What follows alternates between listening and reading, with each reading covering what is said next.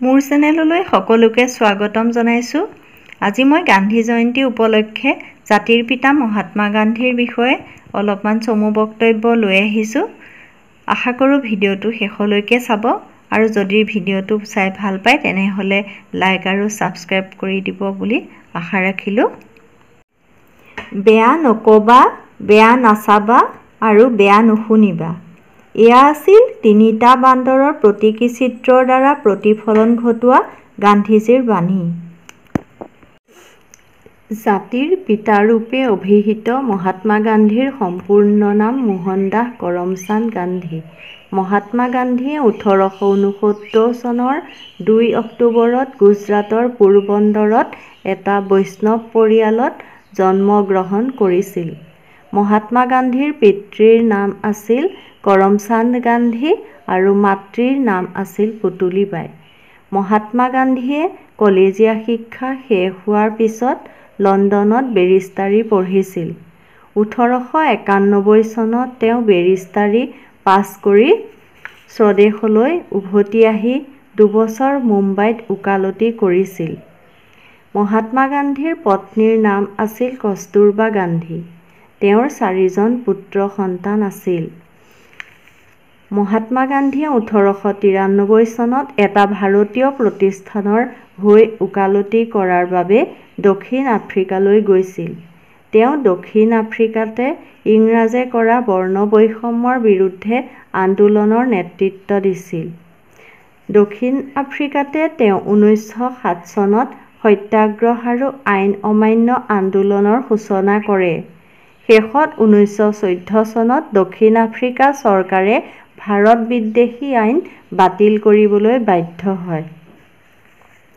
1915 চনত তেওঁ ভাৰতলৈ উভতি আহি আহমেদাবাদৰ ওচৰত সবৰমতী আশ্ৰম প্ৰতিষ্ঠা কৰে আৰু তাৰ পৰাই লোণ আইন অমান্য আন্দোলনৰ অংশ হিচাপে দাণ্ডী যাত্ৰা কৰিছিল। ইংৰাজ শাসনৰ বিৰুদ্ধে মহাত্মা গান্ধীৰ নেতৃত্বতেই 1920 চনত আৰম্ভ হৈছিল অসহযোগ আন্দোলন। 1930 চনত হৈছিল আইন অমান্য আন্দোলন। মহাত্মা গান্ধীৰ নেতৃত্বত আটাইতকৈ বৃহত্তম আৰু শক্তিশালী আন্দোলনটো হয় 1942 চনত, যিটো ভাৰত ত্যাগ আন্দোলন নামেৰে জনা যায়। ব্ৰিটিছৰ বিৰুদ্ধে হোৱা এই আন্দোলন সমূহত মহাত্মা গান্ধীৰ লগতে ভাৰতৰ হাজাৰ হাজাৰ লোকে কাৰাবাস খাটিছিল। সৰ্বশেষত ভাৰতে 1947 চনৰ 15 আগষ্টৰ দিনা স্বাধীনতা লাভ কৰিছিল। তেওঁ এজন সুদক্ষ লেখকো আছিল। তেওঁ দক্ষিণ আফ্ৰিকাত থাকোঁতে ইণ্ডিয়ান অপিনিয়ন আৰু ভাৰতত য়ং ইণ্ডিয়া নামৰ 2খন পত্ৰিকা সম্পাদনা কৰিছিল। তেওঁৰ আত্মজীৱনীখনৰ নাম the story of my experiment with truth. Mahatma গান্ধীৰ মূলমন্ত্ৰ আছিল অহিংসা পৰম ধৰ্ম।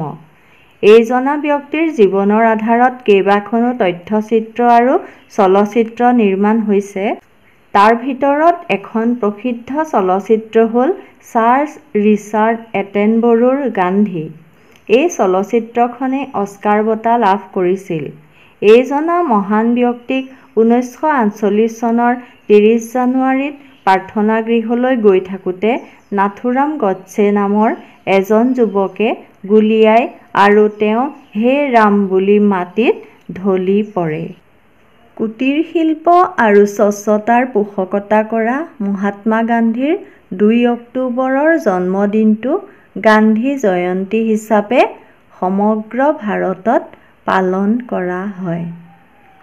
ধন্যবাদ।